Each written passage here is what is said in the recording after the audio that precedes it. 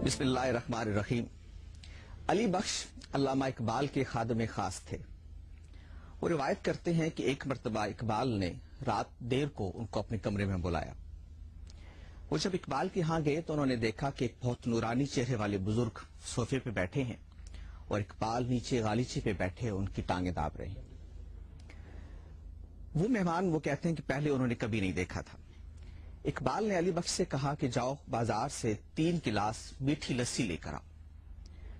अली बख्श कहते हैं कि मुझे हैरत हुई कि इस रात के कौन सा बाजार खुला होगा और कहां से लस्सी मिलेगी, लेकिन इकबाल के कहने पे मैं चला गया। मैं जब बाहर निकला तो सड़क पे मैंने देखा कि एक बुजुर्ग हैं जिन्होंने दूध दही की दुकान खोली हुई है और वो लस्सी बना रहे हैं। वो उनके पास चले गए, उनसे 3 गिलास लस्सी उन्होंने ली, उन्होंने बर्तन में डाल के उनको दी। अली बख्श ने जब पैसे देने की कोशिश की तो उन्होंने कहा कि नहीं, तुम रहने दो, इकबाल से हमारा हिसाब चलता है। वो लस्सी लेके वापस आए और इकबाल के कमरे में पहुंचे तो इकबाल ने 1 गिलास भरा और अपने मेहमान को दिया, दूसरा भरा और मेहमान को दिया, तीसरा भरा तो उन्होंने कहा कि आप खुद भी पिए। मेहमान ने इकबाल से कहा कि आप भी पिए।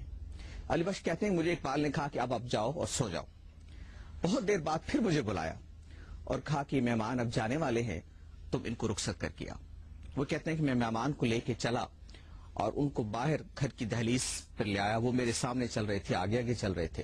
वो सड़क पे आए और फिर एकदम से गायब हो गए। वो कहते हैं कि मैंने जब सामने बाजार की तरफ निगाह उठाई तो वो ना कोई दूध दही की दुकान थी, ना वहां कोई बुजुर्ग बैठे हुए थे। अली बख्श कहते हैं मुझे बहुत हैरत हुई। मैं वापस आया और मैंने इकबाल से पूछा कि ये बुजुर्ग कौन थे और ये कहां से आए। तो कहते हैं इकबाल ने कहा कि नहीं, ये सवाल ना करो और तुम जाके अब सो जाओ। वो कहते हैं कि मैंने इकबाल का पीछा नहीं छोड़ा, बार बार उनसे पूछता रहा। तो फिर इकबाल ने एक रोज मुझसे कहा कि मैं तुम्हें बताने तो लगा हूं लेकिन किसी से इसका जिक्र नहीं करना।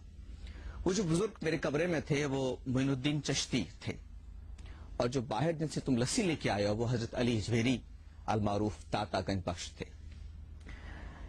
इस बात को मिर्जा मोहम्मद मुनव्वर साहब ने रवायत किया और डॉक्टर जावेद इकबाल ने भी लिखा है कि अली बख्श ने उनको भी ये बात सुनाई थी।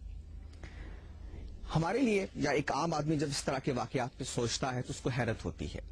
अगर जमानी फर्क का लिहाज रखा जाए तो हजरत अली अजमेरी और इकबाल के दरमियान कमो बेश 850 साल का फर्क है। ये गालबन 1919 का वाकया बयान किया जाता है। लेकिन जब हम